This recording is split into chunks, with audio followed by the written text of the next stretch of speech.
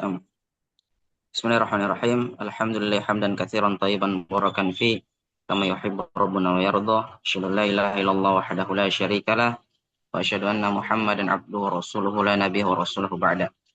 Segala puji kita aturkan kepada Allah Subhanahu wa taala atas segala nikmat dan karunia yang telah Allah Subhanahu wa taala berikan kepada kita, serta salawat dan salam senantiasa kita curahkan kepada baginda Rasulullah sallallahu alaihi wasallam. Demikian juga kepada keluarga beliau, sahabat beliau, dan umat beliau yang senantiasa mengikuti petunjuk Nabi Shallallahu Alaihi Wasallam sampai hari kiamat kelak. Alhamdulillah kita bersyukur kepada Allah Subhanahu Wa Taala pada malam hari ini kita kembali diberikan oleh Allah Subhanahu Wa Taala kesehatan dan kesempatan untuk bisa menghadiri majelis bersama Ustadzuna Ustadz Rizki Agung Hafizahullah Taala yang insya Allah akan membahas Kitabul Jami' min Bulughul Maram dengan menggunakan syarah dari Syekh Abdul Aziz bin Baz rahimahullah taala. Untuk menyingkat waktu, kita mulai saja kajiannya kepada Ustadz. Falyatafaddal mashkuran wa ma'juran. Baik, Bismillahirrahmanirrahim. Assalamualaikum warahmatullahi wabarakatuh. Waalaikumsalam. Alhamdulillah, hamdan katsiran tayyiban mubarakan fi kama yuhibbu rabbuna wa yarda. Wa asyhadu an la ilaha illallah wahdahu la syarika lah wa asyhadu anna Muhammadan abduhu wa rasuluh. Shalawatullah wa salamuhu ala nabiyyina Muhammad wa ala alihi wa ashabihi wa man tabi'ahum bi ihsanin ila yaumiddin. Allahumma alimna ma yanfa'una wanfa'na bima 'allamtana wa zidna ilma amma ba'd. Para hadirin sekalian, jamaah untuk mengaji, ikhwah dan akhwat yang semoga dimuliakan oleh Allah Subhanahu wa taala. Alhamdulillah kita bersyukur kepada Allah Subhanahu wa taala dan senantiasa kita memuji dan menyanjungnya karena dengan rahmatnya, dengan keberkahannya dan juga nikmat-nikmat yang banyak yang diberikan kepada kita semuanya sehingga terlaksana dan sempurna segala kebaikan dan juga kita dimudahkan untuk kembali melanjutkan pertemuan kita pada malam hari ini Jumat malam dalam kajian rutin kita bersama Bungku Mengaji di mana kita akan melanjutkan kembali pembahasan dari kitab Syarah Kitabul Jami' yang ditulis oleh Syekh Abdul Aziz bin Baz rahimahullah taala. Kemudian salawat dan salam senantiasa tercurahkan dan terlimpahkan kepada Nabi kita Muhammad SAW, kepada keluarga beliau, para sahabat beliau, dan kepada pengikut setia beliau hingga akhir zaman kelak. Amma ba'd. Para hadirin sekalian, ikhwah dan akhwat yang semoga Allah muliakan. Terakhir pembahasan kita dari syarah Kitabul Jami' ini yaitu masuk pada bab yang ketiga, babuz zuhdi wal wara', bab yang berkaitan dengan zuhud dan juga wara', dan kita masuk pada hadis yang pertama, ya, hadis yang berkaitan dengan halal dan juga haram, ya, yang diriwayatkan oleh sahabat yang mulia itu An-Nu'man bin Bashir radhiyallahu taala anhu, di mana kita baru bahas hadisnya sekitar setengah hadis. Nah, dalam kesempatan yang ini kita insya Allah akan lanjutkan apa yang bisa kita petik hikmahnya dan faedahnya daripada hadis yang mulia ini.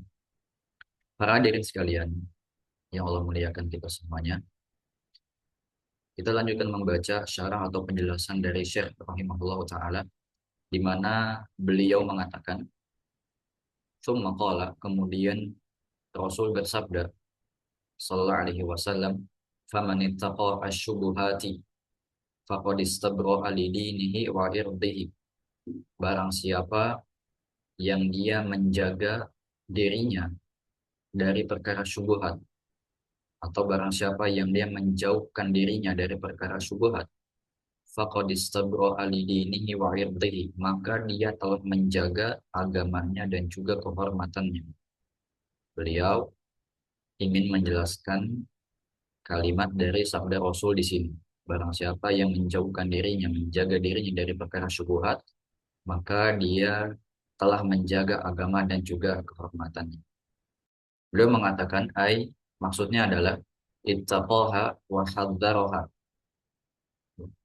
menjauhi syubhat dan juga berlepas diri daripada syubhat hatta yatabayyana amruha, sampai perkara itu menjadi jelas baginya. Ya, karena syubhat ya ini merupakan perkara yang samar, yang sifatnya itu sebetulnya adalah nisbi, relatif ya. Jadi samar ini bukan dalam konteks karena agama belum menjelaskannya, bukan. Dan ini sudah kita tegaskan dan jelaskan dalam pertemuan sebelumnya.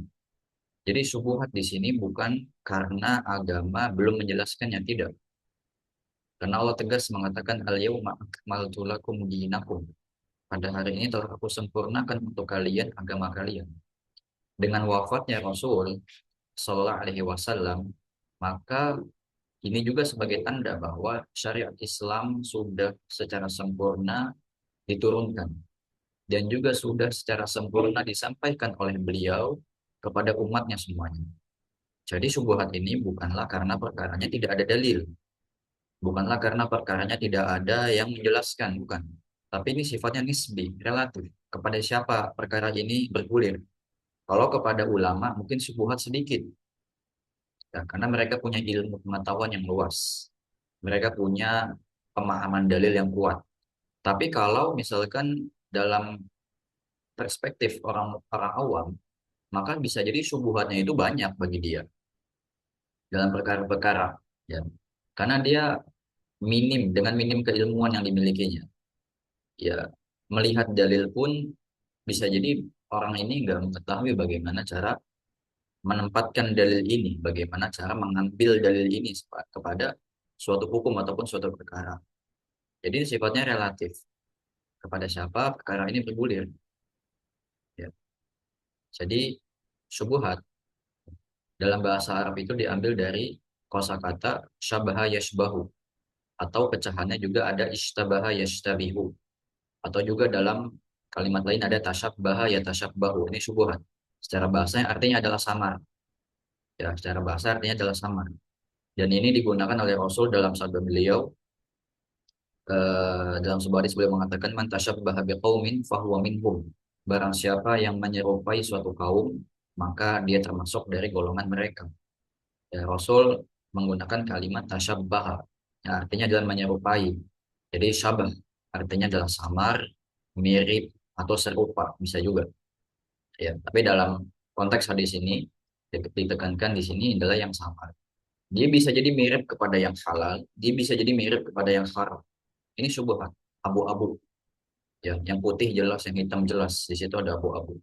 Yang halal jelas, yang haram jelas, di situ ada perkara syubhatnya, ada perkara yang masih samar.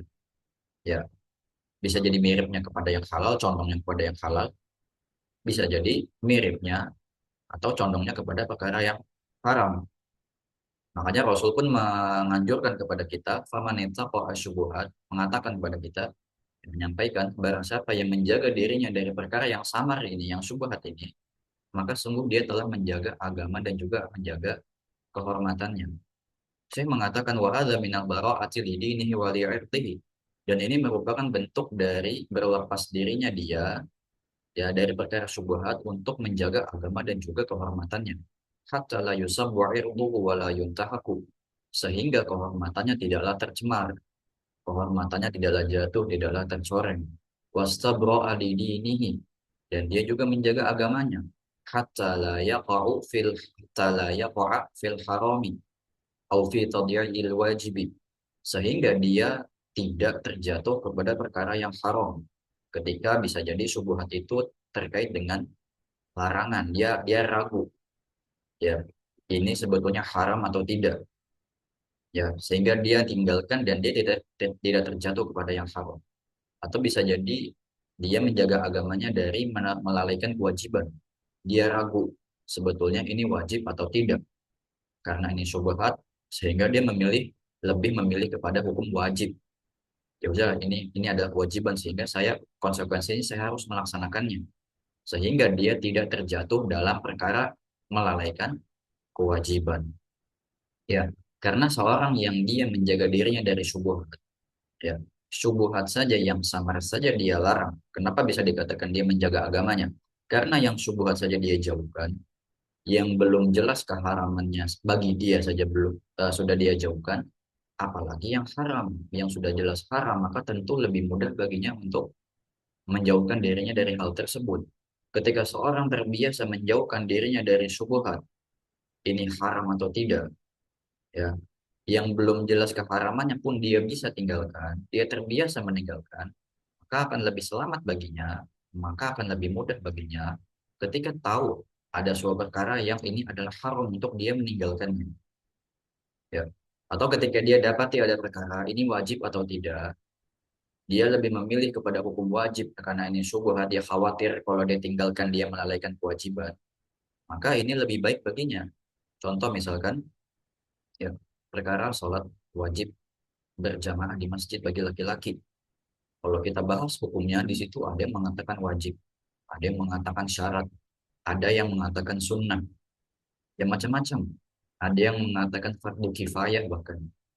Ya, maka selayaknya, ya, sikap seorang muslim dalam perselisihan ini, khilaf ini, kita lebih mengambil hukum yang wajib.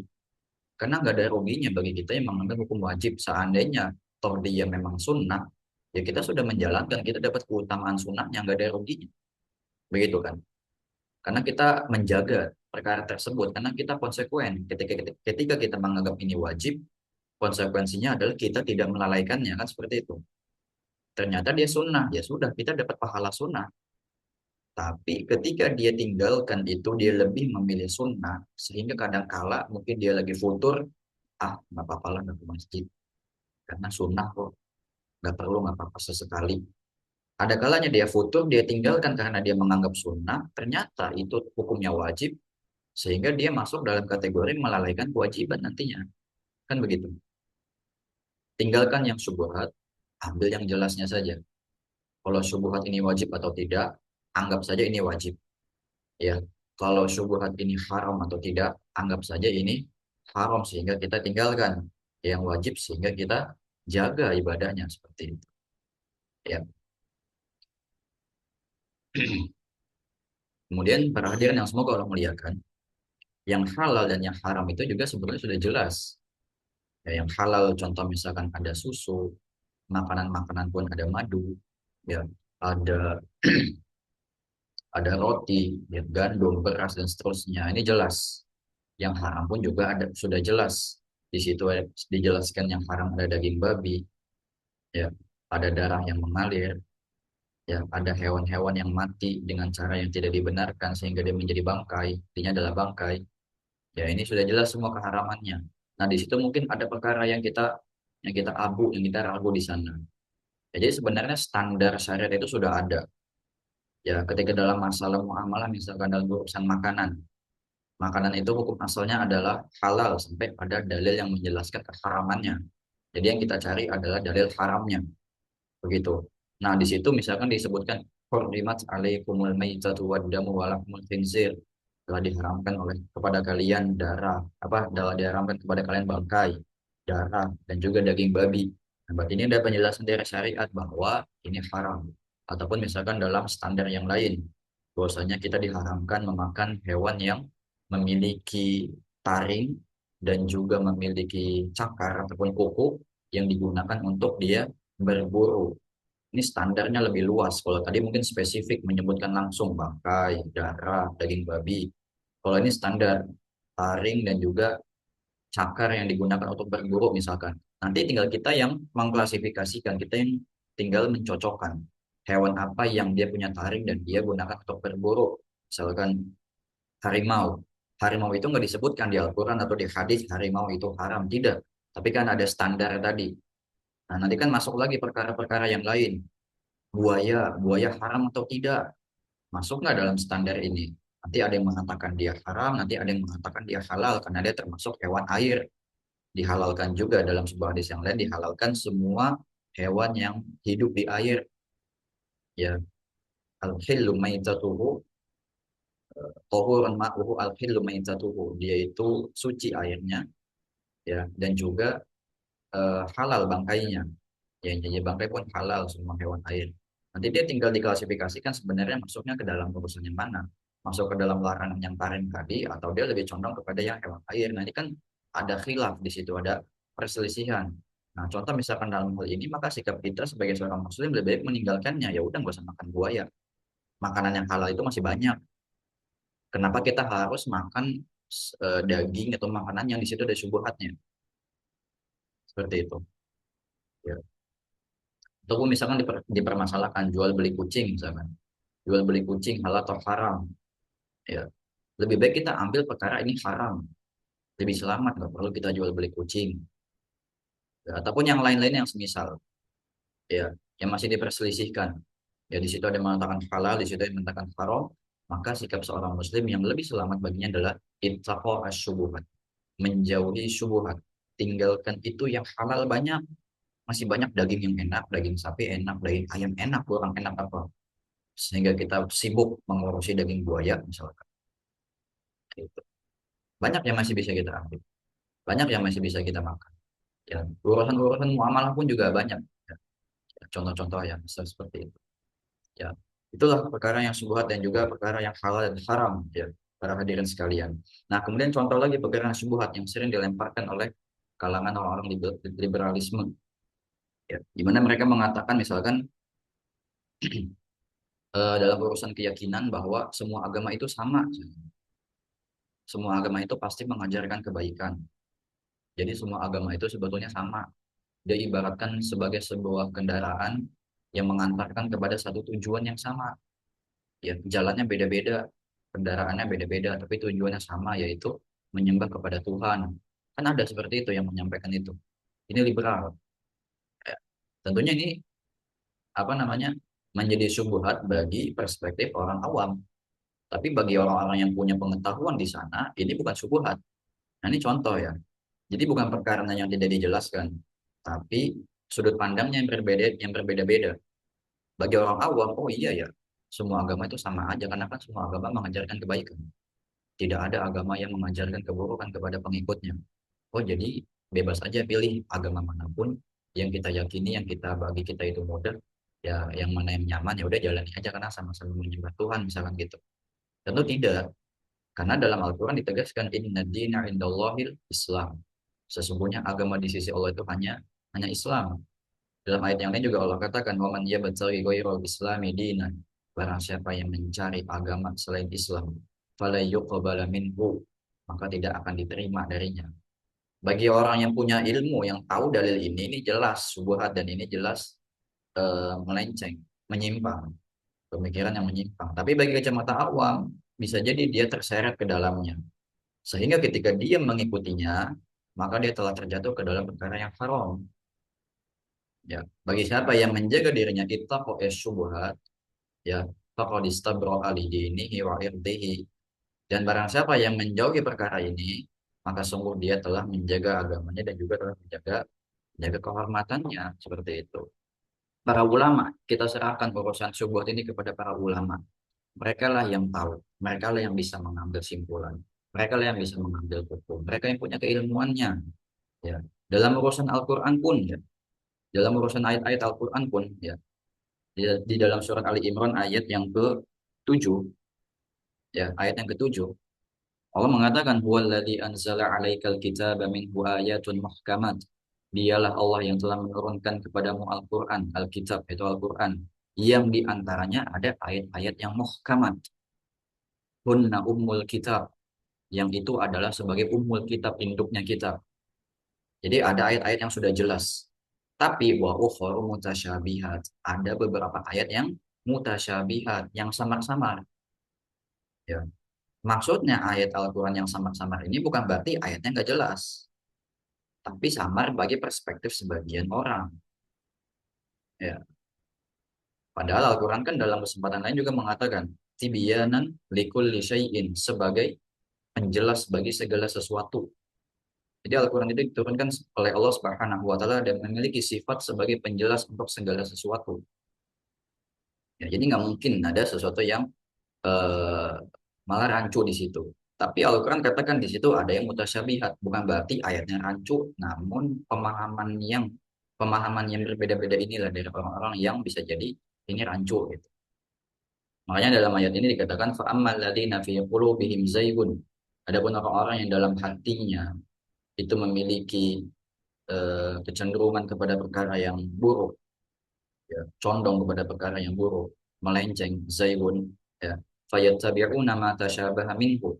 Justru mereka malah mengikuti ayat-ayat yang mutasyabihat ini, ayat-ayat yang bagi mereka samar ini. Tujuannya apa? Ibtighu al-fitnah, untuk mencari fitnah, wa ibtighu at-ta'wili, dan bisa mencari celah untuk mengubah Al-Qur'an.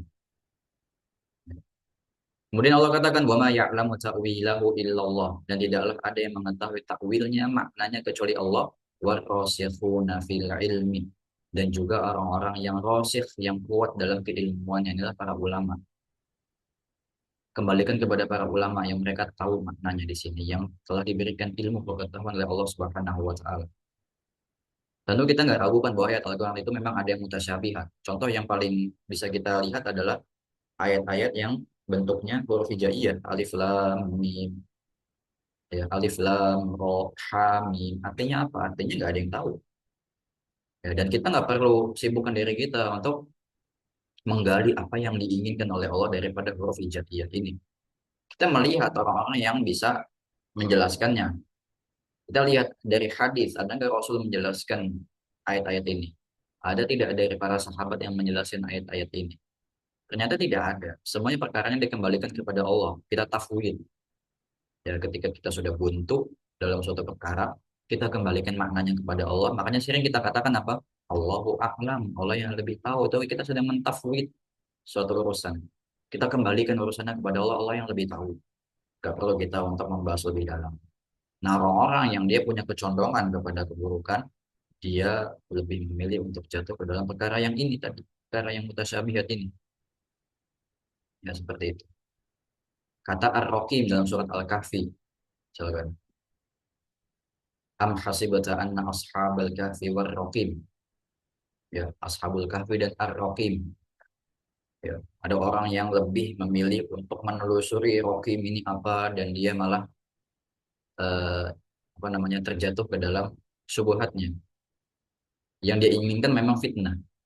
Yang dia inginkan memang mengubah Al-Qur'an, bukan untuk mencari keilmuan, bukan. Kita cukup kembalikan kepada para ulama-ulama tafsir yang menjelaskan misalnya mana raqim itu apa. Mungkin maknanya adalah anjingnya Ashabul Kahfi, anjing penjaga. Ada yang memaknai dengan makna-makna yang lain. Itu kembali lagi kita kembalikan urusannya kepada Allah. Perkara subuh lebih baik kita tinggalkan. Tidak perlu kita terlalu terjatuh dalam ke dalam. Seperti itu. Hanya orang-orang yang rasikh, hanya orang-orang yang kuat dalam keilmuan dan juga keimanannya mengetahui hakikat daripada perkara tersebut. Halal atau haramnya. Seperti itu. Kemudian para hadirin yang semoga Allah muliakan.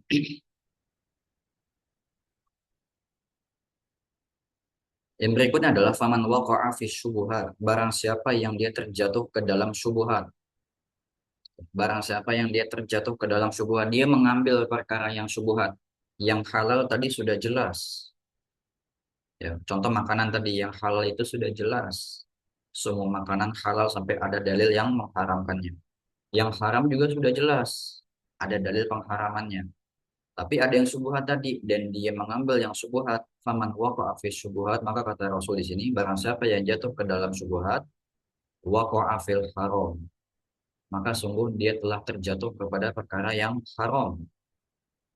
Ya, barang siapa yang jatuh ke dalam perkara yang syubhat, dia mengambil perkara yang syubhat daripada yang halal dan yang haram, maka sungguh dia telah jatuh ke dalam perkara yang haram. Ya, wal mithalu yadullu ala hadzal makna, dan Syekh mengatakan di sini, dan contoh yang menunjukkan makna ini adalah fa in irtikabu syubhat wasilatun ilal wuqu' fil haram, karena sesungguhnya melakukan syubhat adalah sarana atau media kepada jatuhnya perkara yang haram. Li'annahu yud'iful qalba, karena dia melemahkan hati. Wa yud'iful imana, dan dia melemahkan keimanan.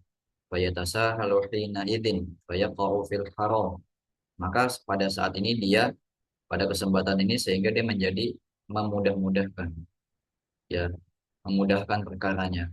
Ya, ini perkaranya masih syubhat kok. Oh, ini perkaranya masih khilaf kok. Ya udah, masih masih ada ruang untuk apa namanya untuk leluasa di situ ya. Sehingga dia bermudah-mudah ya, menyepelekan perkara. Kayak fil haram sehingga dia juga mudah untuk jatuh kepada perkara yang haram. Ya bisa jadi mungkin dalam syubhat yang pertama dia selamat dari yang haram karena hakikatnya dia halal. Syubhat yang kedua dia lakukan, dia ambil, dia masih selamat karena hakikatnya ternyata dia halal. Tapi nggak tahu sampai kapan ini kan. Syubhat ketiga, syubhat keempat, syubhat kelima dan seterusnya bisa jadi dia jatuhnya kepada yang haram terus selebihnya. Karena pada saat itu dia sudah menyepelekan perkara. Dia sudah masuk dalam ranah memudah-mudahkan suatu perkara. Ya, li'annahu idza akhadha bi syubhat dha'ufatil quwwah. Karena seorang ketika mengambil syubhat, kekuatan yang ada di hatinya itu menjadi lemah. Kekuatan untuk menahan dirinya dari melakukan perkara yang haram. Rambunya sudah mudah untuk dia terobos. Ibarat di jalan ada rambu lalu lintas. Ada lampu hijau, kuning, merah. Ketika seorang menerobos lampu merah, jelas dia akan celaka. Entah dia menabrak orang atau entah dia ditabrak orang. Atau minimal dia dipanggil sama polisi, ditilang, dihukum secara administratif karena pelanggaran lalu lintas. Ini jelas haram. Ya. Nah yang kuning ini, ketika lampunya hijau, dia lihat dari jauh, wah kuning. Dia cepat-cepat terabas. Dia cepat-cepat lewati lampu kuning. Maka ada kemungkinan dia jatuh, maka ada kemungkinan dia celaka. Ya bisa jadi dari kendaraan dari arah yang lain bisa langsung masuk karena di sana sudah hijau sehingga dia menabrak atau dia tertabrak. Ada potensi itu. Atau bisa jadi memang dia masih selamat, masih kuning dia masih selamat di sana masih masih merah gitu. Jadi kemungkinan memang masih samar gitu, digadaikan di situ. Tapi ya ketika dia sudah mulai bermudah-mudahan ya kan melewati batasan yang kuning ini, yang hati-hati ini, yang rambu ini, maka bisa jadi ke depannya dia jadi terbiasa juga melewati yang merah ini. Ketika seorang lebih mengambil keselamatan, lebih mengambil keamanan, dia berhenti ketika lampu itu kuning, maka dijamin ya dia akan selamat. Dia nggak akan tertabrak atau dia nggak akan menabrak dari arah yang lain. Karena dia terbiasa untuk menjaga dirinya pada saat lampu itu kuning. Maka apalagi ketika dia dapetin lampu merah, maka dia akan lebih membiasakan, lebih mudah untuk membiasakan dirinya disiplin untuk tidak menerobos lampu merah, kan gitu. Kalau lampu kuning dia sudah biasa lawan, maka nanti kemudian dia akan berpotensi untuk mudah melawan yang merah seperti itu. Dan ini analogi simpel, ini analogi sederhana. Ya, ini akan melemahkan kekuatan dalam hati seorang yang biasa dia bisa menahan keharaman, pelanggaran, ya, karena dia terbiasa terima mudah-mudahkan ya menyepelekan dia malah jadinya melemah. Di anna syubuhat hajizun. Karena syubuhat ini merupakan penghalang. Ya, wal mungkarat hajizun dan perbuatan yang mungkar ini juga penghalang. Faida irtakabaha wa tasahala biha. Apabila seorang melakukan perkara yang syubhat dan menyepelekan perkara yang syubhat, tasahala ba'da dzalika birukubil haram. Maka kemudian dia juga akan menyepelekan untuk melakukan yang haram. Yang samar saja dia biasa melakukan, ini berpotensi bagi dia untuk terbiasa melakukan yang haram. Yang samar dia terbiasa untuk menjaganya, menjauhinya, maka dia sangat mudah menjauhkan dirinya dari perkara yang haram. Seperti itu. Wa dha'ufal imtina'u alladhi fi qalbihi. Dan perasaan ya, yang ada dalam hatinya yang biasa mencegah dia untuk melakukan keburukan itu menjadi lemah. Ata'afahu ta'atihil mustabihat. Yang melemahkannya adalah dengan dia melakukan perkara yang syubhat. Makanya Rasul katakan, "Faman waqa'a fi syubuhat waqa'a fil haram." Barang siapa yang jatuh ke dalam yang syubhat, maka dia jatuh ke dalam perkara yang haram. Ini sebagai peringatan bagi kita. Jangan masuk ke dalam ranah yang abu-abu. Jangan masuk ke dalam ranah yang syubhat. Karena itu sangat berpotensi untuk jatuh ke dalam perkara yang haram. Minimal dia akan melemahkan hati kita yang tadinya kuat menahan hawa nafsu menjadi lemah ketika hawa nafsu itu telah menguasai. Kemudian Rasul memberikan contoh, karra'i yar'a haulal hima.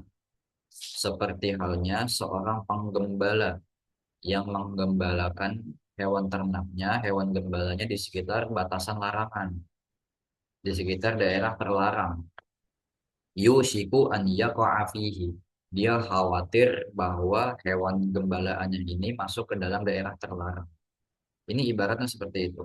Farra'i, saya menjelaskan, seorang penggembala, idza ab'ada ra'iyatahu anil hima, ketika menjauhkan gembalaannya dari daerah terlarang, ketika dia menggembalakan kambingnya atau dombanya atau hewan ternaknya yang lain jauh daripada batasan daerah terlarang, sahula alaihi amrus salama, maka mudah baginya untuk selamat ketika jauh-jauh dia main daripada daerah terlarang. Wa khaffa alaihi khoto, maka dia minim jatuh ke dalam kesalahan. Falau nama au ghafila, seandainya misalkan dia ketiduran atau dia lalai, biimkanihi an yatanabbaha qabla an tasila ilal hima, masih memungkinkan baginya untuk dia bergegas mengejar hewan gembalanya ketika sudah mendekati batas wilayah yang terlarang tadi. Seandainya dia lalai sedikit aja karena dia mainnya jauh-jauh, dia menggembalanya jauh dari batas haram, ketika dia lalai sedikit, gembalanya sudah mulai berjalan ke sana, dia bisa langsung mengambil, menarik, bisa langsung mengejar. Lakin mata ro'aha haulal khima, akan tetapi ketika dia mengembala di sekitar kawasan terlarang, inda aqalli ghaflatin aw naqsatin, walaupun lalai sedikit pun atau ngantuk sedikit pun, rubbama taqa'u fi khiman nas, bisa jadi dia langsung jatuh ke dalam kawasan terlarang orang lain, wa zuru'in nas, ataupun masuk ke dalam pekarangan orang lain, ladang atau lahan orang lain. Akhirnya dia makan rumput ya yang ada di lahan orang lain, yang di situ ada pelanggaran yang menjatuhinya, ya ayamnya misalkan, hewan ternaknya, ya yang dia gembalakan tadi, yang dia jaga tadi, ya karena dekat dengan kawasan terlarang sehingga sangat mudah bagi ayam itu lah masuk ke dalam kawasan terlarang, dia udah nggak ada kesempatan lagi untuk mengejarnya karena dia bermain dalam zona abu-abu. Di sini ada zona terlarang jelas, di sini ada zona yang aman bagi dia jelas. Nah, dia malah menggembalakan hewan ternaknya berada di batasan antara dua zona ini. Ini zona yang abu-abu, ya seperti itu. Maka ketika dia jauh dari zona terlarang, itu lebih selamat untuk dirinya sendiri dibandingkan dia main dekat situ. Ya. Kemudian lakin mata ro'a haulal khima inda ini sudah. Wa rubbama taqa'u fi himan nas wa zuru'in nas fatufsiduha alaihim, sehingga itu bisa merusak lahan orang lain. Fal khitah, maka sebagai kehati-hatian, an yabta'ida anil hima bima syiyatihi hatta la yaqa'a fihi. Maka sebagai bentuk kehati-hatian adalah menjauhkan, ya menjauhi dirinya dari wilayah-wilayah yang terlarang, ya dengan usahanya dia, sehingga dia tidak jatuh, tidak berpotensi jatuh ke dalam perkara yang haram. Hakadal mukmin, beginilah sikap seharusnya seorang mukmin. Ibtiaduhu anil mustabihat huwa qaribun minas salama, jauhnya seorang mukmin dari perkara yang subuhat, sungguh ini adalah dekat, ya, dengan perkara yang selamat. Fa idza waqa'a fil mustabihat qaruba ilal khata, maka ketika seorang mukmin dia jatuh ke dalam perkara yang syubhat, maka dia juga semakin dekat dengan kesalahan. Ya, oleh karenanya dalam hadis yang lain juga disebutkan, hadis riwayat Imam Tirmidzi dari sahabat Al Hasan bin Ali radhiyallahu taala anhuma, Rasul mengatakan, "Da'ma yaribuka ila ma la yaribuka." Jauhilah apa yang meragukanmu kepada apa yang tidak meragukanmu. Ini tips lain dari Rasul untuk kita umatnya dalam perkara yang meragu-ragukan ini, perkara yang samar ini. Ada perkara yang samar, ada perkara yang gak jelas bagi kita. Maka tinggalkan itu. Da'ma yaribu. Tinggalkan yang ragu kepada perkara yang tidak ragu. Tadi contoh, buaya kita ragu halal atau haram. Tinggalkan buaya. Makanlah sapi. Yang udah nggak ragu lagi kehalalannya. Gak usah lagi kita cari-cari yang syubhat. Seperti itu. Dan juga hadal makna hadis Ibnu Umar, dan juga semakna dengan ini hadis Ibnu Umar radhiyallahu taala anhuma, la yablughu 'abdi darajatal muttaqina hatta yada'a ma la ba'sa bihi hadra mimma bihi ba'sun. Tidaklah hambaku dalam sebuah hadis qudsi, tidaklah hambaku dia sampai kepada derajat orang-orang bertakwa. Lihat di sini. Ya, derajat orang-orang bertakwa. Sifat disebutkan sifat orang bertakwa. Yaitu apa? Sampai dia bisa meninggalkan perkara yang tidak mengapa baginya sebagai kehati-hatian untuk dia terjatuh kepada perkara yang dilarang. Ini maksudnya perkara yang mubah. Ya, dia lebih memilih untuk meninggalkan perkara yang mubah sehingga dia juga bisa meninggalkan perkara yang memang haram. Dia lebih memilih perkara yang sudah jelas saja, yang sudah halal, yang memang disyariatkan, atau perkara yang syubhat juga maksudnya. Ya, sehingga dia bisa lebih menjaga dirinya dari perkara yang haram, dan dia sangat mudah untuk menarik dirinya melakukan perkara yang sifatnya wajib ataupun perintah. Ya, wal maksud, saya menjelaskan di sini maksudnya, annal mu'mina, seorang mukmin, yakunu indahu minal khitah wal inayah wal bu'di anil mustabihat. Hendaknya dia memiliki sikap kehati-hatian dan juga inayah, usaha, upaya, wal bu'du, dan juga menjauhi perkara yang syubhat, allati yaqifu fiha fikrahu wa qalbuhu la yajzim, yang dimana pemikirannya itu buntu di sana, dia nggak tahu maksud. Wa qalbuhu la yajzim, dan hatinya itu nggak tenang, hatinya itu nggak condong ke kemana-mana gitu, ngambang saja. Fi ihtiyatihi wa fi bu'dihi anha salamatun lidinihi. Dalam sikap kehati-hatiannya, dalam sikap menjauhinya tersebut dari perkara yang syubhat, di situ ada keselamatan untuk agamanya. Wa salamatun li'irdihi, dan di situ ada keselamatan untuk kehormatannya. Wa bu'dun lahu 'anil wuqu'i fil haram, dan juga hal itu menjauhkan dirinya dari jatuh kepada perkara yang haram. Wa mata waqa'a fit tasahuli fi hadhihi al-umur, dan kapanpun seorang jatuh dalam menyepelekan perkara yang syubhat ini, sara yushbihu halar ra'i, maka dia menjadi mirip seperti kondisi gembala tadi di hadis. Karra'i yar'a haulal hima, seperti penggembala yang dia menggembalakan hewannya di sekitar wilayah terlarang. Yushiku an yaqa'a fihi, yang dia khawatir jatuh ke dalam daerah terlarang tersebut. Ya, seperti itu. Kemudian saya mengatakan tsumma dzakara amrun akhar, kemudian Rasul menyebutkan perkara yang lain.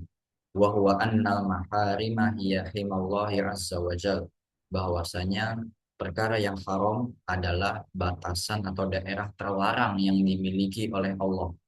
Himallah, daerah terlarang yang dimiliki oleh Allah Subhanahu wa taala. Ya.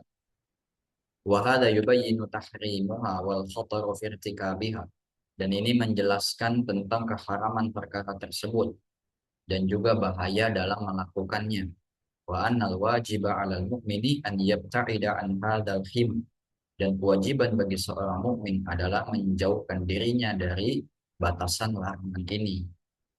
Ya, alladzi huwa himallahi subhanahu wa ta'ala, yang dimana ini merupakan daerah terlarang yang dimiliki oleh Allah Subhanahu wa taala, batasan-batasan keharaman yang telah ditetapkan oleh Allah Subhanahu wa taala. Wadalika, dan itu terrealisasi dengan apa? Bil hadri minas sayyi'at, dengan menjauhkan dirinya dari keburukan, dosa-dosa, kemaksiatan, wal hadar minal mustabihat jami'an, dan juga menjauhkan dirinya dari perkara yang syubhat secara bersamaan.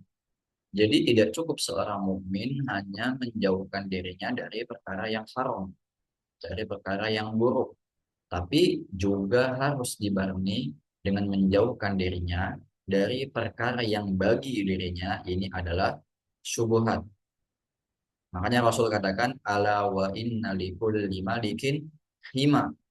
Ketahuilah, sesungguhnya setiap penguasa, setiap raja itu memiliki batasan keharaman, memiliki batasan wilayah, ya, memiliki batasan larangan-larangan. Ala wa inna himallahi maharimuhu, dan ketahuilah sesungguhnya batasan larangan-larangan Allah adalah apa yang telah diharamkannya. Nah, ini adalah himallah, batasan-batasan larang, yang terlarang maksudnya. Setiap raja, setiap penguasa, setiap pemimpin pasti punya tata tertib, pasti punya hal-hal yang dia tidak senangi objek yang dia pimpin itu melakukannya. Pasti ada. Itu penguasa dunia. Penguasa dunia, maksudnya penguasa yang ada di dunia. Maka apalah, tentulah Allah Subhanahu wa taala ya lebih layak untuk kita perhatikan batasan-batasannya. Ketika kepada penguasa yang ada di dunia pun kita memperhatikan. Presiden membuat peraturan, larangan bagi rakyat melakukan ini dan itu. Kita harus perhatikan. Ya, kita memperhatikan. Kita berusaha untuk tidak melanggar ketentuan tersebut. Maka Allah ketika membuat sesuatu yang haram, batasan-batasan agar hambanya tidak melakukan perbuatan tersebut, ini lebih layak untuk kita taruh perhatian di sana. Ya, idza kana al-muluku yaghdabuna idzan tuhika himahum. Saya menjelaskan di sini, ketika raja-raja yang ada di dunia itu marah, ya, marah ketika ketentuannya dilanggar, ya. Wa rubbama aqabu wa sajanu, dan mungkin dia menghukum ataupun memenjarakan orang yang melanggarnya, ya. Orang yang penguasa yang ada di dunia pun ketika dia dilanggar ketentuannya pun dia pasti akan marah, dan dia juga akan nanti akan memberikan sanksi hukuman dan juga memenjarakan. Maka Allah Jalla wa Ala, kata Syekh, maka Allah Jalla wa Ala aula wa aula wa aula, lebih utama dan lebih utama bi an ada an himahu, untuk dijauhi batasan larangannya, yaitu perkara yang diharamkan. Wala yuntahaku himahu, tidak dilanggar batasannya. Wa huwa al ma'asi, dan itu adalah maksiat, ya. Haraman adalah kemaksiatan.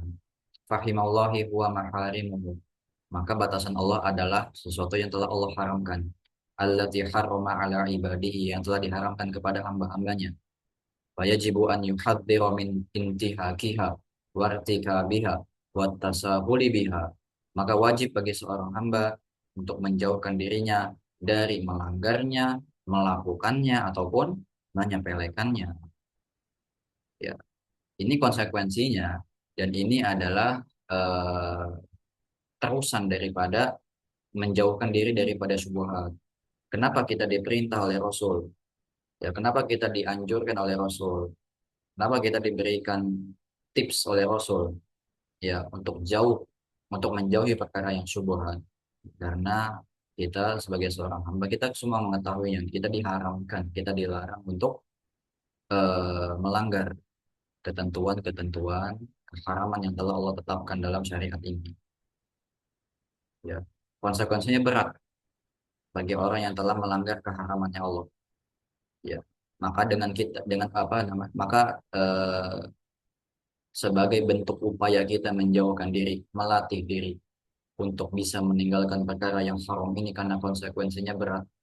Ya, kita diminta untuk menjauhi perkara yang syubhat. Faman ittaqa asy-syubuhat, barang siapa yang menjaga dirinya dari perkara yang syubhat, faqad istabra ali dinihi wa irdihi, dia telah menjaga agama dan juga kehormatannya. Rasul sampai katakan, faman waqa'a fi syubuhat waqa'a fil haram. Barang siapa yang jatuh ke dalam perkara yang syubhat, dia telah jatuh ke dalam perkara yang haram. Ya. Kita diberi peringatan oleh Rasul. Ini dalam perkara yang syubhat. Ya, agar kita tidak terjerumus lebih jauh kepada perkara yang haram. Karena konsekuensinya sangat sangat berat. Kita wajib untuk menjauhkan diri kita dari melanggar yang haram, melakukan yang haram, dan juga menyepelekan yang haram, dengan kita melatih diri dari menjauhkan perkara yang syubhat. Seperti itu. Tsumma tasahulu biha yajurru ila qaswatil qalbi wa maradihi. Kemudian Syekh rahimahullah taala melanjutkan, menyepelekan perkara yang syubhat ataupun menyepelekan perkara yang haram itu menarik seseorang kepada keras hatinya, dan juga mengantarkan seorang kepada penyakit hati atau sakit, atau hatinya menjadi sakit, hatta yaqa'a fi ma huwa akbar, sehingga dia terjatuh kepada perkara yang lebih besar, minasyirki billahi azza wa jalla, daripada perkara syirik kepada Allah Azza wa Jalla. Ini yang paling diantisipasi, ya, yaitu jatuhnya seseorang kepada perkara yang syirik. Karena syirik merupakan dosa yang paling besar. Inna syirka la dzulmun adzim. Sesungguhnya kesyirikan merupakan kezaliman yang paling besar. Ya, syirik merupakan satu-satunya dosa yang tidak akan diampuni oleh Allah Azza wa Jalla. Ketika seorang itu mati membawa dosa syirik, dosa yang lain masih bisa diampuni. Walaupun dia belum bertaubat, itu diserahkan kepada Allah. Bisa jadi dengan kasih sayangnya Allah, dengan rahmatnya Allah, Allah mengampuni dosa seorang hamba meskipun dia misalkan belum bertaubat. Bisa jadi. Nah, dalam hadis dikatakan, innaka law ataitani bi qurabil ardi khataya thumma laqitani la tusyriku bi syai'a la ataituha bi qurabiha maghfiratan. Jika engkau, wahai hambaku, mendatangiku dengan dosa-dosa setumpuk dunia ini, dengan dosa-dosa sebesar dunia ini, tapi tidak ada dari dosa itu dosa syirikan, dosa kesyirikan, ya, maka aku akan datang kepadamu dengan ampunan sebesar itu pula. Syaratnya apa? Syaratnya nggak ada kesyirikan. Ini yang paling diantisipasi agar seorang tidak jatuh kepada perkara yang haram dengan menyepelekan yang syubhat. Dari perkara yang haram ini, dia lebih berpotensi untuk terpapar pada perkara yang syirik, yang haram, yang maksiat, ya, masih bisa diampuni. Kalau yang syirik ini sudah tidak bisa diampuni. Innallaha la yaghfiru an yushraka bihi. Sesungguhnya Allah tidak mengampuni dosa kesyirikan sedikit pun. Wa yaghfiru ma duna dzalika, dan Allah mengampuni yang selain itu liman yasha, bagi siapa yang Ia kehendaki. Seperti itu. Di anal ma'asi baridul kufri, karena kemaksiatan itu sebagai wasilah atau sebagai pengantar atau media kepada kekufuran. Kama annal maradha baridul mauti, sebagaimana penyakit itu pengantar kepada kematian. Ya, jadi kemaksiatan yang dilakukan oleh seorang hamba ini melemahkan keimanannya. Kalau dalam urusan pelaku maksiat, pelaku dosa besar misalkan, kita sebagai ahlu sunnah wal jamaah meyakini dia seorang mukmin yang lemah imannya. Kita nggak katakan dia kafir sebagaimana kaum khawarij yang mengatakan pelaku dosa besar kafir. Kita juga tidak katakan bahwa imannya nggak berkurang. Ya, sebagaimana kekufuran tidak memiliki efek kepada amal solih, maka maksiat tidak memiliki efek kepada iman. Enggak, kita katakan dia imannya kurang. Ya, seorang yang mukmin tapi imannya kurang. Karena kemaksiatan yang dia lakukan itu menggerogoti keimanannya, mengurangi kadar keimanannya, mengurangi kualitas keimanannya.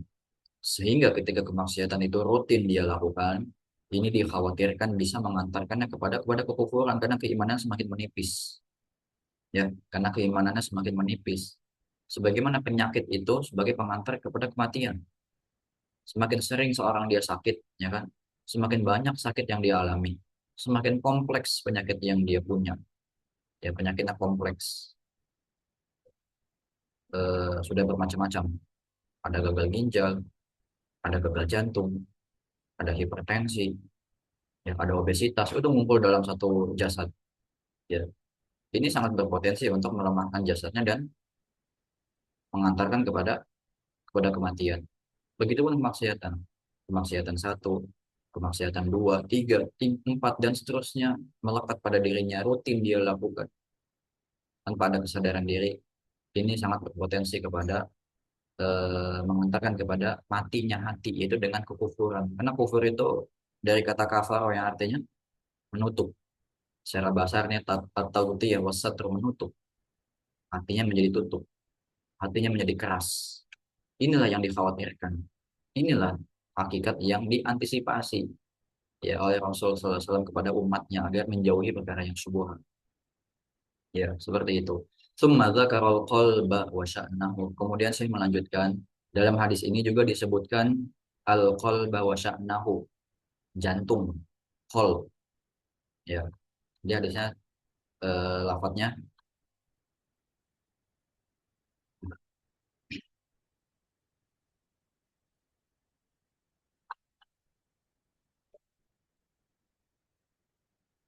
Ala wa inna fil jasadi mudghatan. Ketahuilah sesungguhnya di dalam sebuah jasad itu terdapat segumpal daging mudghatan. Idza salahat salahal jasadu kulluhu. Apabila dia itu baik, maka baiklah seluruh jasadnya. Wa idza fasadat fasadal jasadu kulluhu. Dan apabila segumpal daging ini rusak, maka rusaklah jasad seluruhnya. Ala wa hiya al-qalbu. Dan ketahuilah sungguh bahwa segumpal daging itu adalah al-qalbu atau hati yang biasa dipahami atau diterjemahkan oleh kebanyakan orang Indonesia. Tapi sebetulnya kalbu itu adalah jantung, ya, jantung ya. Jantung sama hati dua organ yang berbeda ya. Jantung itu ada di sebelah kiri di rongga sini yang berdetak memompa darah ke seluruh tubuh. Kalau hati itu ada di bagian kanan bawah situ. Dia tugasnya menyaring racun, beda beda fungsi. Kalau hati rusak masih masih bisa orang itu hidup. Kalau jantung rusak nggak mungkin orang itu hidup. Ya, kematian seorang itu kan dengan berhentinya fungsi jantung atau fungsi otak gitu. Nah, tapi ya itu masalah masalah kebiasaan aja, nggak masalah kalau ada orang yang mengatakan itu hati. Tapi maksudnya kita paham bahwa itu adalah jantung dari sini. Ada orang bilang ada ungkapan sakit hati gitu kan, hatinya tersakiti. Maksudnya adalah perasaannya tuh jantungnya sebetulnya. Yang merasakan itu jantung. Ya, hatinya berdebar. Maksudnya adalah jantungnya yang berdebar. Ya, al-qalbu itu sebenarnya maknanya adalah jantung. Bahasa Arabnya hati adalah kabidun. Beda ya, dua hal yang berbeda. Tapi nggak masalah itu hanya perbedaan atau kebiasaan saja. Ya. Kemudian di situ disebutkan al-qalb wa sya'nahu. Dalam hadis ini disebutkan sebuah organ yaitu al-qalb, jantung atau hati, wa sya'nahu dan kedudukannya. Wa anna sya'nahu 'azimun dan bahwasanya kedudukan hati itu adalah agung, besar. Wa annahu mahwarun najati wa madarus salam dan bahwasanya hati merupakan pusatnya keselamatan dan juga kebahagiaan. Mata soluhal jasad. Ketika hati seorang itu bagus, baik, maka seluruh jasadnya baik. Dan ketika hati itu rusak, wa mata fasadal jasad, maka rusak pula seluruh jasad. Mati semuanya. Tangannya masih bagus. Dia masih muda, tangannya masih mulus. Ya, wajahnya masih cantik ataupun tampan. Ya, kulitnya masih kencang. Tapi hatinya rusak, gagal jantung. Ya, kena serangan jantung dia. Meninggal ya dia. Semua jasadnya nggak ada apa-apanya yang bagus itu. Karena pusatnya di sini, pusatnya di jantung, di hati. Tapi mana lebih jauh yang dimaksud hadis ini bukan demikian, ya, bukan demikian. Ala wa inna fil qalbi mudghatan atau ala wa inna fil jasadi mudghatan. Sesungguhnya dalam sebuah jasad itu ada segumpal daging, ya, yang disebut jantung. Ketika dia baik maka baik semua, ketika buruk dia buruk semuanya. Mata amurat bit tauhid yang Syekh sebutkan di sini, ketika dia senantiasa berada di atas tauhid wal iman wa khosyatillah dan juga berada di atas keimanan dan juga khosyah kepada Allah, rasa takut kepada Allah, wa ta'zim li hurmatihi dan rasa pengagungan ya kepada keharaman Allah. Ya, dia mengagungkan keharaman Allah dengan menjauhinya. Wal muraqabah lahu dan merasa diawasi oleh Allah. Soluhal jasad, maka jasadnya pun akan bagus. Ketika hati itu berada di atas tauhid, di atas keimanan, di atas khosyah kepada Allah, maka jasad yang lainnya pun akan bagus. Wastaqoma amruhu dan jasad yang lain pun akan istiqomah dalam perkara yang baik. Wanqadatil jawarih likulli khairin dan semua anggota tubuh akan tunduk kepada kebaikan. Maksudnya semua jasadnya bagus apa? Seluruh anggota tubuhnya ya akan mudah untuk digerakkan kepada kebaikan di atas keimanan, di atas ketakwaan, di atas ketauhidan kepada Allah. Itu maksudnya, jika dia bagus, maka baguslah seluruh jasadnya. Ketika hatinya di atas keimanan, maka tangannya akan bergerak sesuai dengan keridhaan Allah. Ketika hatinya di atas ketauhidan, di atas kecintaan kepada Allah, maka kakinya akan digunakan untuk melangkah kepada tempat-tempat yang mendatangkan kecintaan kepada Allah. Seperti itu maksudnya. Wa mata fasadat hadhil mudghah dan ketika gumpalan daging ini yaitu hati ini rusak bisyukuk dengan keraguan yang ada wal auham dengan waham yang ada. Syukuk, ragu, waham. Waham itu satu derajat di bawah syak, satu derajat di bawah ragu. Jadi dalam tingkatan keyakinan itu ada lima kurang lebih. Yang pertama ada yakin. Yakin itu 100% persentasenya. Ya, yakin itu 100%.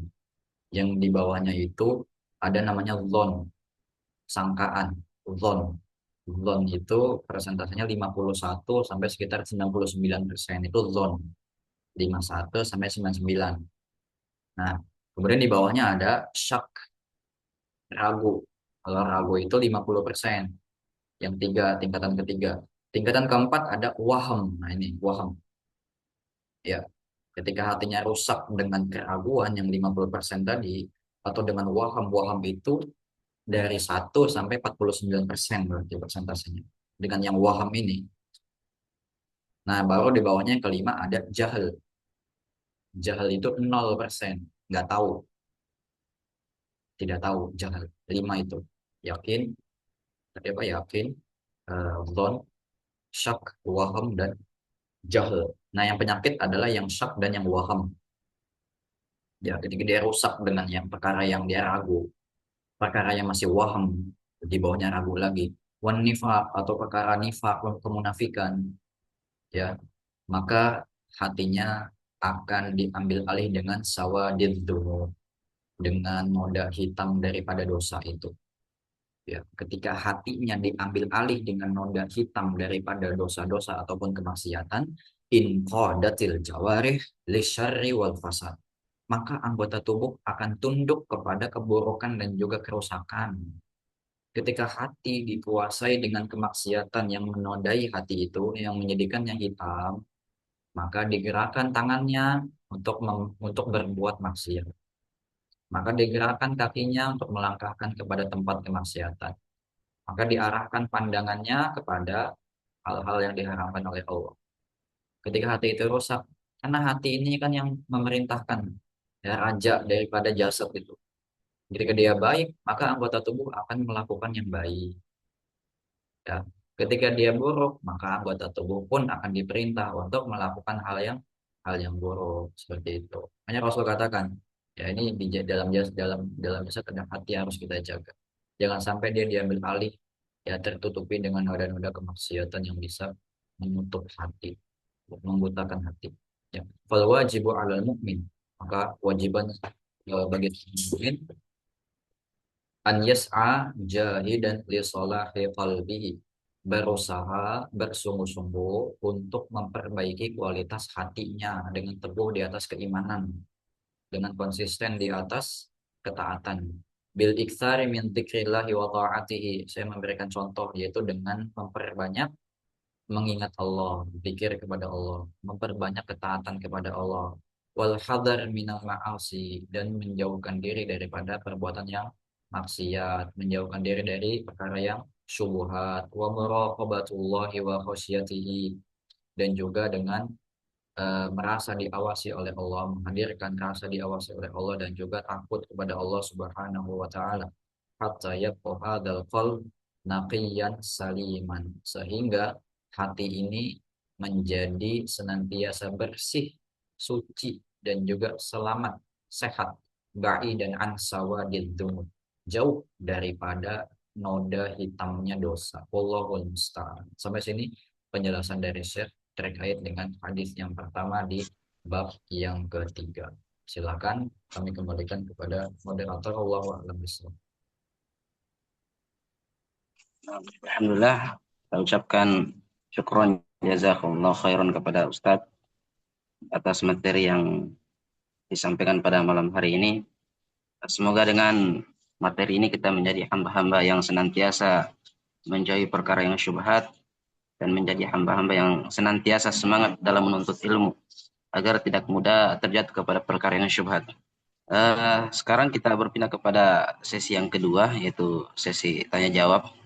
Kepada ikhwan dan akhwat yang ingin bertanya, boleh mengangkat tangannya atau menuliskan pertanyaannya.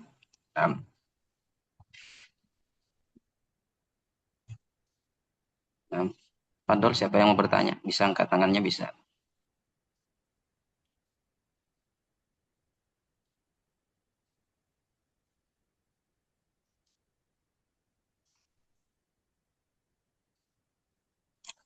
Eh, Mungkin pertanyaan pertama Ustaz dari Ustaz, sebentar.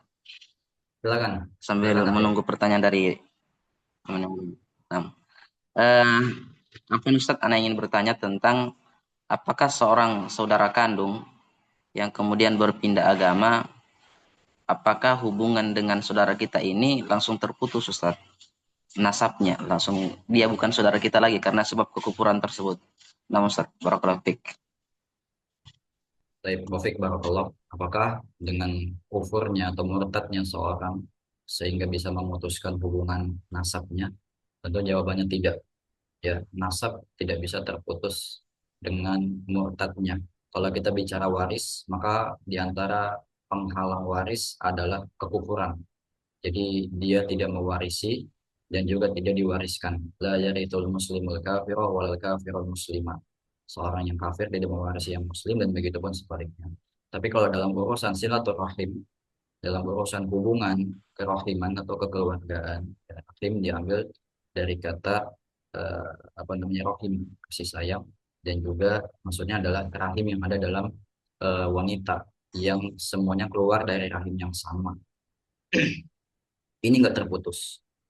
Maka seorang anak misalkan dia punya orang tua yang kafir, dia tetap punya kewajiban bakti kepada orang tuanya. Sebatas hubungan antara anak dan orang tua. Dia punya kewajiban untuk mendoakan orang tuanya untuk kembali kepada hidayah Islam. Ya, doa terbaik untuk orang kafir adalah doa hidayah. Karena itulah yang dia butuhkan pada saat itu, bukan doa-doa yang lainnya. Jadi apalagi pun dengan hubungan kakak dan adik, anak dan orang tua saja tidak diperbolehkan. Sama juga dengan kakak dan adik. Ya, tetap kita harus menjaga hubungan antara antara saudara kandung yang dia beda agama, tapi sebatas pada hal-hal yang diperbolehkan dalam syariat. Ketika hal itu berhubungan dengan syiar agama mereka, maka kita wajib untuk menjauhinya dan wajib untuk berlepas diri. Ya, karena itu dalam rangka ta'awun ilal itsmi wal udwan, kita dilarang wala ta'awanu alal itsmi wal udwan. Janganlah kalian saling tolong-menolong dalam perkara dosa dan juga permusuhan. Tapi kalau sifatnya adalah kunjungan, sekedar kunjungan, ziarah, atau membantunya ketika sulit, ya membantu melunasi hutangnya misalkan, atau menjenguknya ketika sakit, maka ini tetap ada, ya tetap tetap perlu dilaksanakan. Yang dengan perilaku baik kita ini diharapkan bisa melunakkan hatinya, bisa mendatangkan hidayah kepadanya untuk dia bisa kembali kepada pangkuan Islam. Begitupun yang dilakukan oleh Nabi kita Muhammad Sallallahu Alaihi Wasallam. Apakah beliau menjauhi pamannya Abu Thalib yang kafir? Tidak. Beliau ya dibantu oleh pamannya Abu Thalib dan beliau pun ya eh, mendoakan pamannya dan senantiasa mengajak pamannya untuk masuk ke dalam Islam. Sampai akhir hayat pamannya Abu Thalib ini hendak meninggal pun sakaratul maut, beliau masih terus membisikkan ya untuk mentalkin pamannya kepada kalimat tauhid. Namun karena gengsinya dia sangat tinggi sehingga dia tetap berada di atas kekufuran sehingga dia mati dalam keadaan kufur pamannya Abu Thalib. Dan Rasul pun merasa kesedihannya yang luar biasa. Ya pada tahun itu beliau ditinggal meninggal oleh istri tercintanya Khadijah bintu Khuwailid sekaligus paman beliau Abu Thalib yang ulama sirah ahli sejarah menyebut tahun itu sebagai Amul Huzn, tahun kesedihan karena ditinggalnya oleh dua sosok yang beliau berikan respect pada Abu Thalib walaupun kafir seperti itu. Ya. Dan begitupun Abu Hurairah. Abu Hurairah ibunya kafir. Beliau minta kepada Rasul untuk didoakan ibunya agar kembali kepada Islam. Ya, beliau tetap berusaha menjaga hubungan dengan orang tuanya gitu. Seperti itu. Jadi nggak memutus nasab. Tapi kalau urusan waris saja itu memutus waris. Tapi kalau nasab tidak. Allah alam bisawab. Ustaz, barakallahu fiik atas jawabannya. Eh, saya berpindah kepada pertanyaan yang kedua dari peserta Zoom. Bismillah. Assalamualaikum warahmatullahi wabarakatuh. Afwan Ustadz, Ana seorang akhwat. Orang tua Ana belum terlalu paham dengan agama dan seringkali memaksakan apa yang mereka anggap benar. Misalkan terkait bersalaman dengan laki-laki yang bukan mahram, seperti suami dari adik ayah.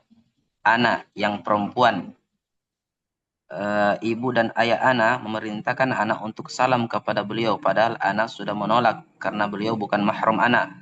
Tapi orang tua anak memaksa anak untuk tidak terlalu berlebihan dalam beragama. Terlebih lagi beliau sudah banyak membantu keluarga kami. Harusnya anak tidak menolak untuk salam karena akan menyakiti hatinya atau merasa anak tidak terima kasih. Bagaimana sikap anak sebaiknya Ustaz? Barakallahu fiik. Baik, barakallah. Dalam urusan perkara yang haram, ini nggak ada toleransi. Ya, dalam urusan yang haram tidak ada toleransi. Tidak ada basa-basi. Yang haram jelas kita jauhkan, yang halal jelas kita ambil, kita berjalan di atasnya. Bersalaman dengan suami dari adik ayah, berarti bibi ya, suami dari bibi. Jelas ini bukan haram. Ya, diharamkan untuk bersentuhan dengan lawan jenis yang bukan mahram. Ketika diperintah oleh orang tua untuk bersalaman dengan yang jelas mahram, yang jelas bukan mahram, jadi situ ada keharaman dan larangan yang dilanggar, maka kita bisa dengan tegas menolaknya, ya dengan tegas menolaknya. Karena dalam hadis disebutkan la ta'ata li makhluqin fi maksiatil khaliq.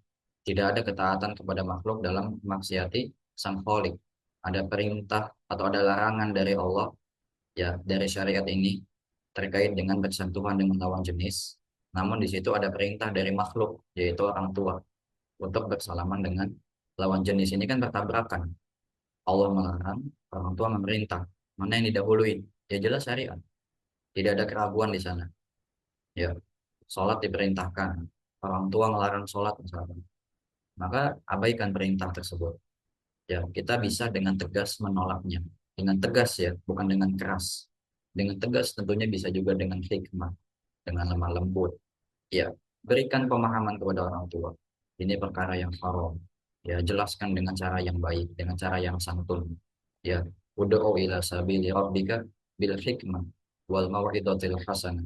Serukanlah kepada jalan Rabbmu dengan hikmah, dengan lemah lembut dan juga mau'izah hasanah, dengan nasihat yang baik. Kalau orang tua mengatakan jangan berlebihan dalam agama, ini bukan urusan berlebihan dalam agama. Ini urusan haram, bukan berlebihan. Saya hanya mengikuti apa yang dilarang oleh agama. Agama saya Islam melarang berjabat tangan dengan lawan jenis, yang non mahram. Saya hanya mengikuti. Saya nggak berlebihan. Sampaikan seperti itu. Kasih pengertian. Tentunya dengan cara yang relatif ya. Kalau ini kita nggak bisa mengukur, kita nggak tahu karakter orang tuanya seperti apa. Itu semuanya bisa apa namanya diukur, dinilai dengan dirinya sendiri. Nah, almarhum faqihun min nafsihi, seorang tuh yang lebih tahu tentang dirinya sendiri, sejauh mana dia mampu untuk menyampaikan dan sebatas mana orang tuanya bisa menerima. Ini sampaikan bahwa ini bukan sifat yang berlebih, bukan sikap yang berlebihan. Karena ini perkara yang haram, saya hanya menjauhi perkara yang haram. Ya, apakah ibu tega memaksa saya melakukan perkara yang haram? Kemudian sampaikan juga bahwa menaruh hormat, menaruh respect, ya, memberikan ungkapan terima kasih kepada orang yang banyak membantu kepada kita, itu bukan satu-satunya dengan cara mencium tangannya, berjabat tangan. Banyak cara, itu hanya salah satunya, ya, tapi bukan satu-satunya. Nah, karena dia hanya salah satunya, dan ternyata yang salah satunya ini dilarang oleh syariat, ya kita wajib untuk menjauhinya. Ya, larangan Allah lebih patut untuk kita waspadai daripada sekedar perintah orang tua. Banyak cara untuk membalas kebaikan orang lain, dan sampaikan juga pada orang tuanya bahwa Islam mengajarkan untuk membalas kebaikan orang. Ya, Islam mengajarkan untuk membalas kebaikan kebaikan orang. Di antaranya diajarkan oleh Rasul kita mengucapkan apa, jazakallahu khairan. Semoga Allah membalasmu dengan kebaikan. Itu salah satu bentuk paling minimal dalam membalas kebaikan, gitu. Ya. Karena dalam hadis dikatakan man sana'a ilaikum ma'rufan fakafi'uhu. Barang siapa yang berbuat baik kepada kalian, maka balaslah dengan hal yang serupa. Ya, jadi ini enggak masalah berlebihan. Islam mengajarkan membalas kebaikan. Kalau itu banyak membantu kepada kita, kita balas dengan cara yang bisa kita lakukan tanpa melanggar larangan syariat seperti itu. Ya, jadi dengan kita meninggalkan salaman kepada orang itu bukan berarti kita nggak hormat sama dia, bukan berarti itu tidak tidak menunjukkan rasa terima kasih kepadanya, dan belum tentu dia tersakiti hatinya. Itu kan asumsi ibunya, hati-hatinya dia tersakiti. Itu asumsi, belum tentu. Kasih masukan juga sama sama tadi apa suami bibinya. Om, mohon maaf, saya nggak jabat tangan, ya, karena nggak diperbolehkan. Kita bukan makro, gitu ya. Bukan yang nggak mau, tapi memang nggak diperbolehkan. Ya, pakai kalimat-kalimat yang sekiranya bisa diterima oleh keluarga itu ya, yang lebih memahami, eh, kembalikan kepada penanya. Ya Allah alam. Barakallahu fiik Ustaz atas jawabannya. Mungkin Ustaz masih bisa bertanya lagi atau kita Boleh? hentikan. Ada yang angkat tangan, silakan. Eh, Aki Irkas Kasim, silakan.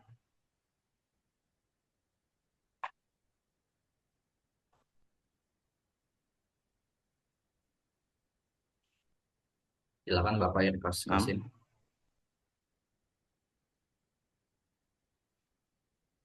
Tidak bos. Oh, nggak bisa buka mic, masih di lock kayaknya.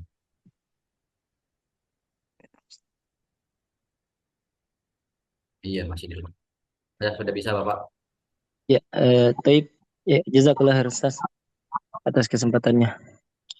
Eh, Pertanyaan Ustaz, eh, bagaimana eh, seorang pemuda yang dulunya seorang pezina dan juga dosa-dosa yang lain, kemudian pemuda tersebut hijrah dan ikhlas lillahi ta'ala, apakah dosa-dosa zinanya tersebut itu ya, diampuni Ustaz secara keseluruhan atau ada unsur kezoliman kepada manusia. Itu yang pertama, Sas. Dan juga berkaitan apakah hijrah atau tobatnya seorang orang awam atau pemuda sekarang itu bisa disamakan dengan eh, hijrahnya atau tobatnya para sahabat yang dulu memerangi Nabi atau yang sejenisnya. Apakah ya sama kedudukannya para sahabat dan orang-orang awam? Jazakallah khair, Sas. Barakallahu fiik. Baik. Taufik Barakallah. Yang pertama ingin kita jelaskan terkait dengan makna hijrah itu ya. Hijrah itu maknanya adalah berpindahnya seorang mukmin dari tempat kekufuran kepada tempat keimanan. Contohnya dilakukan oleh para sahabat ketika mereka radhiyallahu taala anhum berada di kota Makkah, mereka berada di tempat kekufuran, ya, dan mereka terhalang untuk melakukan kebaikan, bahkan mereka terancam nyawanya dan juga keimanannya, sehingga mereka melakukan hijrah pertama ke negeri Habasyah, karena di sana penguasanya Muslim, ya, Raja Habasyah itu Muslim, dan dilindungi hak-hak mereka sebagai seorang Muslim di sana, dan mereka bisa leluasa mengerjakan ibadah sebagai seorang Muslim. Kemudian dilakukan pula oleh Rasul Shallallahu Alaihi Wasallam dan juga para sahabat yang lain keseluruhan. Kalau ke Habasyah tadi hanya sebagian, secara keseluruhan ke kota Madinah, di mana penduduk Madinah itu semuanya Muslim, ya, ada suku Aus dan juga Khazraj, dan ada beberapa, walaupun ada beberapa suku Yahudi di sana, ada Bani Qainuqa, Bani Quraidah, dan juga Bani Nadir. Tapi secara umum hak-hak mereka sebagai seorang Muslim itu dijaga. Jadi intinya hijrah itu sebetulnya maknanya adalah berpindahnya seorang Muslim dari tempat kufur kepada tempat keimanan, dan ini hukumnya wajib, dan ini sebenarnya hukumnya wajib, ya. Ya, hukumnya wajib bagi seorang yang punya kemampuan, baginya pergi dari negara yang kafir kepada negara yang muslim. Seperti itu, agar keimanannya bisa tetap terjaga. Ya, nanti pembahasannya agak panjang lebar kalau kita bawakan dalil rincinya, tapi secara umum gambarannya seperti itu. Nah, kemudian pertanyaannya, apakah seorang yang hijrah bertaubat? Ya, kalau sekarang mungkin orang jadi pakai istilah hijrah itu berpindahnya seorang dari kemaksiatan kepada ketaatan. Tapi sebenarnya bukan hijrah, itu namanya taubat. Ya, itu namanya taubat. Inabah, kembali. Ya, berdasarkan firman Allah, wa anibu ila rabbikum wa aslimu lahu. kembalilah kepada Rabb kalian, ya, wa aslimu lahu, dan berserahlah kepadanya. Dan ya ayyuhalladzina amanu tubu ilallahi taubatan nasuha. Wahai orang yang beriman, bertaubatlah kalian kepada Allah dengan taubat nasuha. Taubat nasuha, taubatun shadiqatun, taubat yang sesungguhnya, taubat yang jujur. Jadi kembalinya seorang dari kemaksiatan kepada keimanan atau ketaatan ini adalah namanya taubat, bukan hijrah sebetulnya, tapi bahasa yang populer di kalangan pemuda terutama itu hijrah. Ya, apakah ini bisa menggugurkan dosanya secara keseluruhan? Ya, kalau urusan menggugurkan dosa, saya nggak bisa jawab, saya nggak bisa memastikan karena ini haknya Allah Subhanahu Wa Taala. Ketika orang itu mengatakan, apakah dosa saya diampuni, apakah amalan saya diterima, maka jawabannya saya nggak tahu, karena itu hak prerogatifnya Allah, itu wewenangnya Allah. Ya, tapi kalau melihat dalil-dalil yang ada, mungkin kita bisa melihat indikatornya dari dalil-dalil yang ada. Ya, Allah Subhanahu wa taala berfirman, "Qul ya ibadiyalladzina asrafu ala anfusihim." Katakanlah wahai hamba-hambaku yang melampaui batas kepada dirinya sendiri, la taqnatu min rahmatillah. Janganlah kalian berputus asa dari rahmat kasih sayangnya Allah. Ya, melampaui batas kepada dirinya sendiri itu maksudnya adalah orang yang bermaksiat. Ya, orang yang bermaksiat tidak ada yang dirugikan kecuali dirinya sendiri. Nah, makanya dikatakan dia melampaui batas untuk dirinya sendiri. Dia zalim kepada dirinya sendiri. Karena yang menerima hukumannya siapa? Ya dia sendiri nanti. Ya, itu mendatangkan murkanya dan siksanya Allah Subhanahu wa taala sebab dengan kemaksiatannya. Makanya kata Allah, janganlah kalian berputus asa. Digunakan istilah melampaui batas. Berarti kan kemaksiatannya ini besar. Tapi tetap kata Allah, jangan kau putus asa dari kasih sayang Allah. Ya. Jadi sebanyak apapun dosa yang dilakukan seorang di masa lalunya, sebesar apapun kemaksiatan yang sudah dia lakukan di masa lalunya, pada masa ini dia sudah bertaubat, dia mengakui kesalahannya, dia bertekad untuk tidak mengulanginya, dan dia memohon ampun kepada Allah Subhanahu wa taala, maka insya Allah dosanya akan diampuni oleh Allah Subhanahu wa taala. Begitupun dengan hadis yang tadi kita bacakan. Ya, jika engkau datang kepadaku dengan dosa sebesar bumi, bumi ini sangat besar. Ada orang datang bawa dosa sebesar bumi, seandainya pun ada, tapi nggak ada dosa kesyirikan, ya maka Allah akan datang kepada orang itu dengan ampunan sebesar itu pula. Ya, jadi sebanyak apapun dosa itu, maka pasti akan diampuni oleh Allah Subhanahu wa taala. Tapi secara pastinya kita nggak bisa nggak bisa mengatakan iya atau itunya, ya tetap berusaha dan lihat indikatornya aja. Seperti itu. Itu haknya Allah Subhanahu wa taala. Apakah dosa individu ini diampuni? Karena nanti urusan taubatnya kita nggak tahu taubatnya apakah benar-benar, apakah taubatnya hanya di lisan. Ini kan urusan hati lagi juga nggak tahu kita. Jadi kita nggak bisa menilai secara secara pastinya, secara mutlak. Seperti itu. Namun eh, apa namanya? Ada keutamaan-keutamaan besar yang disiapkan oleh Allah Subhanahu wa taala untuk orang-orang yang bertaubat. Jangan merasa bahwa dosanya tidak akan diampuni. Nah, ini juga salah. Ya, dosa saya udah terlalu banyak. Udah terlalu jauh saya melangkah. Gak mungkin Allah mengampuni dosa saya. Gak, gak mau saya umroh. Saya takut dosa saya masih banyak. Nah, ada orang kayak gitu. Merasa dirinya penuh dosa sehingga dia nggak mau umroh. Atau dia merasa penuh dosa sehingga misalkan dijodohkan dengan wanita yang solehah dia nggak mau. Ya, saya penuh dosa. Merasa dirinya kotor. Padahal kata Allah janganlah engkau putus asa dari kasih sayangku. Seperti itu. Yang kedua tadi apa ya saya lupa. Oh, Terkait dengan tobatnya seorang sahabat, apakah bisa disamakan orang-orang awam sekarang yang bertobat? Iya, barakallahu fiik. lebar. Secara umum, sebagai sama-sama manusia, sebagai sama-sama hamba Allah, iya sama, bisa saja. Tapi tentu ujiannya lebih berat mereka, tentu kadarnya lebih besar mereka. Apa yang didapatkan oleh para sahabat tentu lebih besar dibandingkan apa yang didapatkan oleh kita. Ujian, cobaan yang dialami oleh para sahabat, ya itu lebih besar. Ya kita nggak ada apa-apanya. Ya, tapi secara umum dari makna taubat, kembalinya seorang itu daripada kekufuran ataupun kemaksiatan kepada keimanan dan juga ketaatan, ya itu sama gitu. Kita yang dulunya bergelima maksiat, masa lalu kita mungkin banyak dengan keharaman yang dilakukan, sekarang penuh dengan ketaatan, berada di atas keimanan dan juga ketakwaan. Ya ini sama dengan kondisinya para sahabat. Mungkin yang dulunya memusuhi Rasul, ternyata menjadi sahabat dekatnya Rasul. Contohnya siapa? Umar bin Khattab. Orang yang sangat membenci Islam ketika masa kufurnya beliau. Ketika beliau masuk Islam, beliau menjadi orang yang paling mulia setelah Abu Bakar.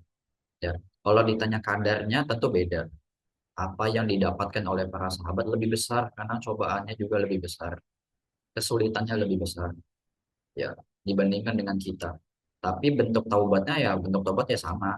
Mau taubat yang dilakukan oleh para sahabat ataupun taubat yang dilakukan kita sebagai manusia yang ada di zaman sekarang sama, yaitu berubahnya kondisi seorang mukmin dari kekufuran atau kemaksiatan kepada kondisi keimanan dan juga ketaatan, konsisten di atasnya. Itu kuncinya. Dan juga istiqomah. Ya, Allah alam bisawab. Nah, barakallahu fiik Ustaz atas jawabannya. Mungkin Ustaz satu pertanyaan lagi, ada pertanyaan yang sangat penting mungkin ini. Boleh satu lagi? Nah, nah, eh, semoga Allah senantiasa menjaga Ustadz dan keluarga. Apa Ustadz? Apakah dosa yang dilakukan oleh suami itu juga istri menanggungnya? Tapi istri ini sudah menasihati suaminya. Hanya saja terkadang suami merasa tidak berkenan karena selalu dinasihati. Nah, Ustaz, barakallahu fiik. Perfect banget Allah. Kita coba.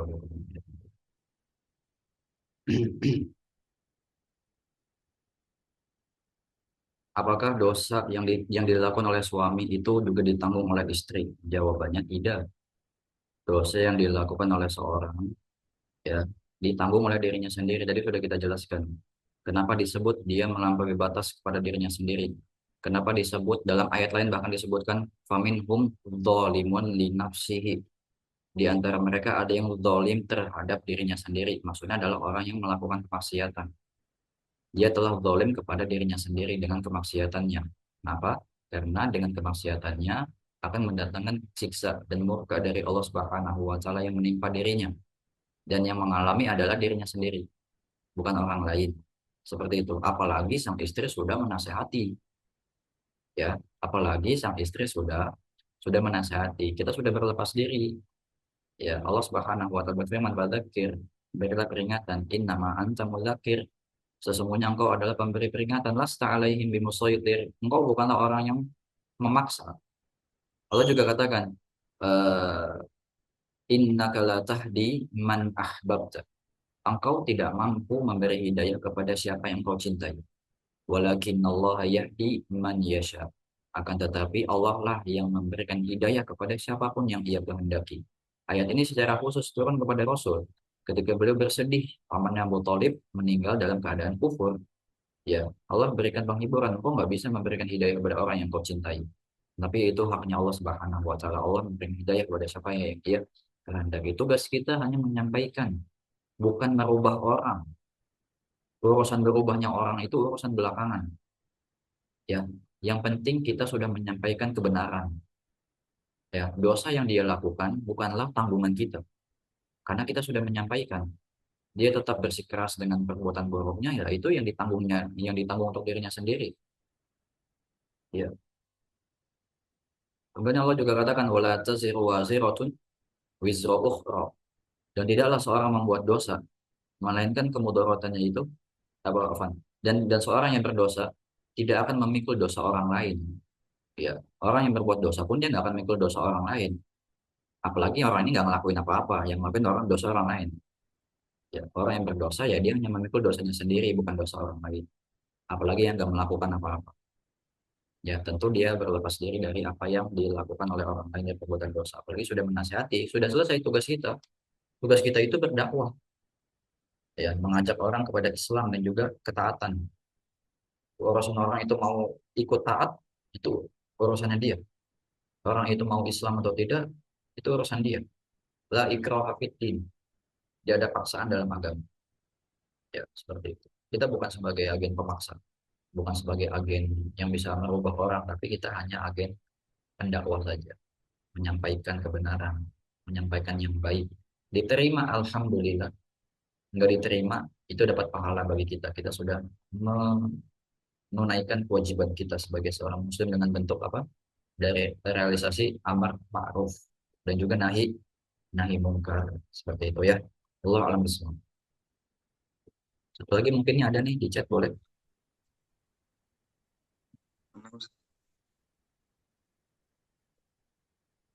di kolom chat. Nah, eh, nah, engkau lihat di sini. Oh, nah, Ustaz. Di Assalamualaikum antum nggak ada. warahmatullahi wabarakatuh. Nah, Ustaz ada Ustaz. Assalamualaikum warahmatullahi wabarakatuh. Assalamualaikum. Assalamualaikum warahmatullahi wabarakatuh. Semoga Ustadz selalu dalam lindungan Allah. Ana mau bertanya, apakah memakan ayam yang dibeli di rumah makan atau di pasar yang kita tidak tahu cara penyembelihannya, baca doanya atau tidak, termasuk makruh? Nah, Ustadz. Baik memakan ayam yang dibeli di rumah makan atau di pasar yang kita tidak tahu cara penyembelihannya. Ya, ini perkara yang sebetulnya jelas kehalalannya. Ayam itu jelas halal. Ya. Kemudian yang jual orang muslim, kita hukumi dengan hukum asalnya. Ya, kita nggak perlu dalam setiap transaksi jual beli kita tanya, ini dijualnya, ini disembelihnya pakai Bismillah atau tidak, atau ini disembelih atau tidak, misalkan dengan cara yang baik. Yang jual muslim itu sudah cukup ya sebagai hujah bagi kita untuk mendapatkan apa untuk upaya mendapatkan makanan dari sumber yang halal, dari harta yang kita keluarkan halal, disembeli dari orang yang muslim yang insya Allah menerapkan syariat Islam. Ini tentunya sesuatu yang tentunya yang nantinya akan memberatkan kalau ini harus dilaksanakan. Dalam sebuah ayat dikatakan apa namanya? La tas'alu an asya in tubdalakum tasukum. Janganlah kalian bertanya tentang sesuatu yang jika kalian mulai akan menyulitkan kalian. Ya, kita diperintah untuk memakan makanan yang halal, menyembelih hewan dengan perintah syariat, dengan cara yang benar, yang sesuai, dengan membaca Bismillah.